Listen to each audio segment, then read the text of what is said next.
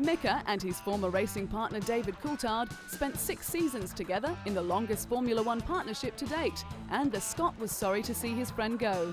But as sad as it was to leave the sport he loved, a relaxed Mika now spends his time between Monaco and Finland, enjoying his young son Huber and wife. With the hope of more children in the future, Mika has found a lifestyle worth enjoying. Retirement meant that the 2001 Indianapolis Grand Prix will go down in history as the Finn's last victory, as well as one of his most satisfying. The decision was more about, the time I want to spend with the family, to see the Hugo growing, spend time with my wife, and I simply also didn't want to hurt myself. I've been so much through in my career in Formula One, particularly in '95, so I did achieve so much. I thought it's not worth it anymore to push your luck further. Throughout his time at McLaren, he made a lifelong friend in team boss Ron Dennis. Ron stood by him after a near-fatal crash at the 1995 Australian Grand Prix in Adelaide, when the Finn speared into a wall at high speed in practice. Mika suffered head injuries and nearly suffocated until quick surgery by trackside doctors cleared his airways. But once racing is in the blood, it is hard to get it out of the system. And with 2 Formula One World Championships already under his belt, the retired 34-year-old decided to test himself on 4-wheeled racing of a different kind. The opportunity to race in his home rally just held too much appeal. Mika completed 3 days of practice on the frozen Kemijoki River in the north of Finland for his guest appearance as a Mitsubishi driver in the Arctic Rally. He admitted that he was enjoying the format immensely, but was also acutely aware of the difference between the driving styles and the pressures involved. He realized that having a world championship in one discipline did not mean a prospective championship in the other. But the talented driver always wanted to try rally driving, and when the opportunity came up at the right time, Mika was willing to give it a go.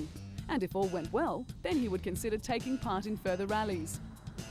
For a rookie, he had plenty of talent and pedigree on his side, with more Finns having won the World Rally Championship than anyone else since the series began in the late 1980s.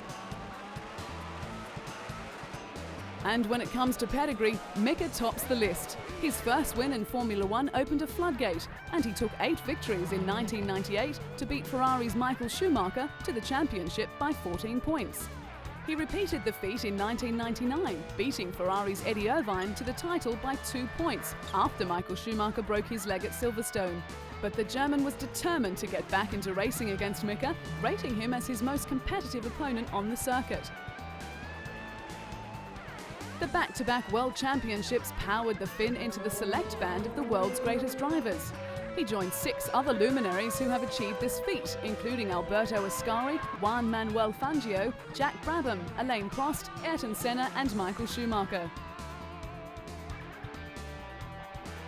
In his final season, the Finn's thoughts were clearly elsewhere, and he finished 5th overall, despite wins at Indianapolis and Silverstone. Both victories came after he had made up his mind to quit.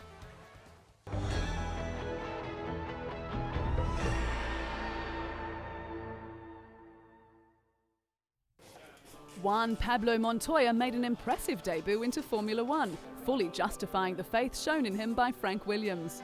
Even though he was frustrated from having to retire from 11 of the 17 races, 2 of which he could have won, the talent that impressed the Williams team in the beginning shone through. Juan Pablo Montoya. It was his raw talent that earned him the Laureus Sports Award and thrust him into the spotlight.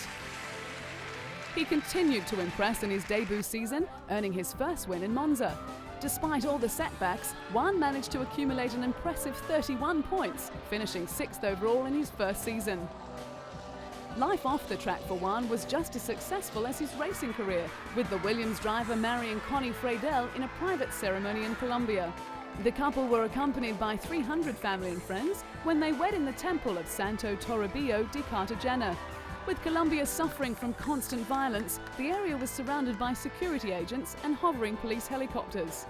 Returning to his home country, the Formula One driver was inundated with well-wishers, including a call from Colombian President Alvaro Uribe.